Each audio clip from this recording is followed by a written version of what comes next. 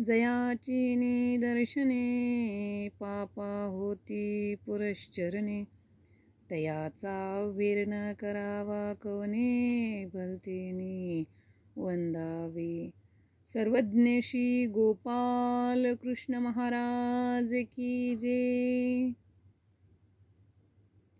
परब्रह्म परमेश्वर साधनदाता सर्वज्ञ श्री चक्रधर स्वामी मुख्य करून पंच अवतारांना हृदय स्मरून श्री गुरुचरणी विनतकंदर होऊन शिरसाष्टांग दंडवत करते.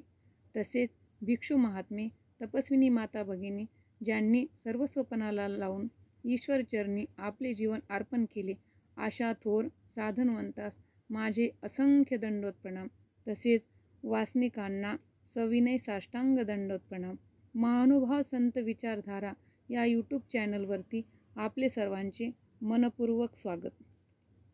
आजचा विषय आहे गुरु कसा असावा व शिष्य कसा असावा. पाणी पिजे छान के, गुरु कीजे पहिचान के, असं म्हणतात. एका गुरुजवळ 2 शिष्य होते. ते सकाळी सकाळी रस्त्याने फिरत जात होते. फिरता फिरता त्यांना एक डुकराचं पिल्लू दिसलं.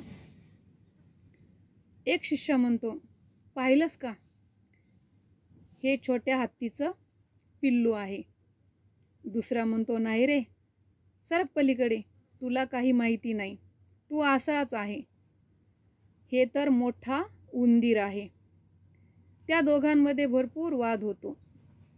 वाद होत असताना एक शिष्य म्हणतो, असं करू, आपण याला उचलून आपल्या गुरुजवळ नेऊ आणि आपल्या श्रीगुरूंनाच विचारू. ते त्या डुकराच्या पिल्ल्याला धरून आपल्या श्रीगुरुजींजवळ आणतात. गुरुजी, हा म्हणत आहे हा मोठा उंदीर आहे आणि मी म्हणतो हा छोटा हत्ती आहे. तर सांगा बरं, नेमकं हा हत्ती आहे, हत्तीचं पिल्लू आहे की मोठा उंदीर आहे. श्री गुरुजी तर त्याहीपेक्षा खूप हुशार असतात. ते तरी जमिनीवर चालणारे प्राण्यांचं नाव घेतात, पण त्यांचे गुरुजी तर म्हणतात, अरे तुम्हाला एवढं पण माहीत नाही, तुम्ही इतक्या दिवस झालं माझ्याजवळ राहता आणि माझ्या प्रसादाने, माझ्या सांगण्याप्रमाणे, शिक्षेप्रमाणे तुम्हाला एवढं पण माहीत नाही. मी तुम्हाला शिकवण देतो तर तुम्हाला एवढं पण माहीत नाही का, हा तर चक्रवाक म्हणजे हा उडणारा पक्षी आहे. त्यामुळे कधी पण गुरु जो आहे तर तो आपण जाणकार, मोक्षाला नेणारा, मोक्षा सांगणारा आणि श्री प्रभू चरणांच्या आपल्या तल्लीन होऊन आपल्याला मोक्ष जो आहे तर तो दाखवणारा असावा.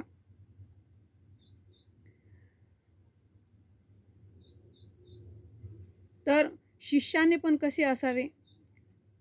एक व्यापारी असतो, त्या व्यापाऱ्याजवळ एक गाढव असते. त्या गाढवाला एके दिवशी खूप ताप येतो म्हणून तो डॉक्टरांकडे नेतो. कारण गाढव खूप कामाचा असतो. आज जर आपण गाढवाला दवाखान्यात नाही दाखवलं तर उद्या आपले काम राहून जाईल आणि मग आपले पोट कसे भरेल, आपला उदरनिर्वाह कसा चालेल. यामुळे तो व्यापारी जो आहे त्या गाढवाला डॉक्टरांकडे घेऊन गेल्यानंतर डॉक्टरांना सांगतो, याला चांगलं तपासा आणि याला गोळ्या औषध द्या, हा काही खात पीत नाही आहे. त्यावेळेस डॉक्टरांनी त्याला गोळ्या औषध लिहून दिल्या आणि डॉक्टरांनी सांगितलं, ह्या ज्या गोळ्या आहेत ना, ह्या त्याच्या घशामध्ये एक लंबी नळी घाला आणि त्या नळीमध्ये ह्या गोळ्या टाका आणि इकडून फुंकर मारायची. फुंकर मारली की आपोआप त्याच्या पोटामध्ये त्या औषध जे आहेत, गोळ्या औषधी त्या चालल्या जातील. त्यावेळेस तो व्यापारी गोळ्या औषध घेऊन घरी जातो. नळी पाहतो. नळी पाहून त्या नळीमध्ये गोळ्या औषध टाकतो.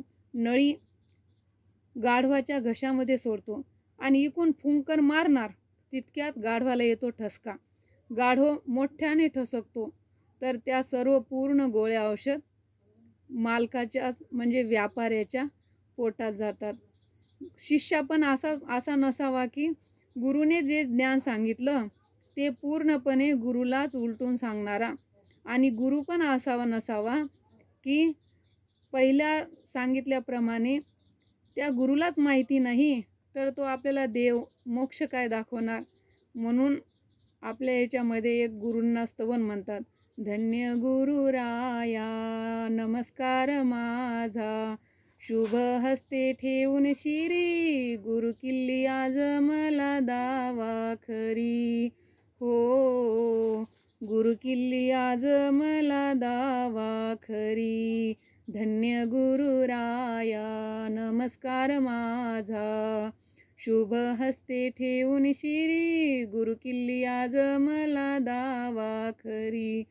सर्वज्ञ श्री गोपाल कृष्ण महाराज की जय.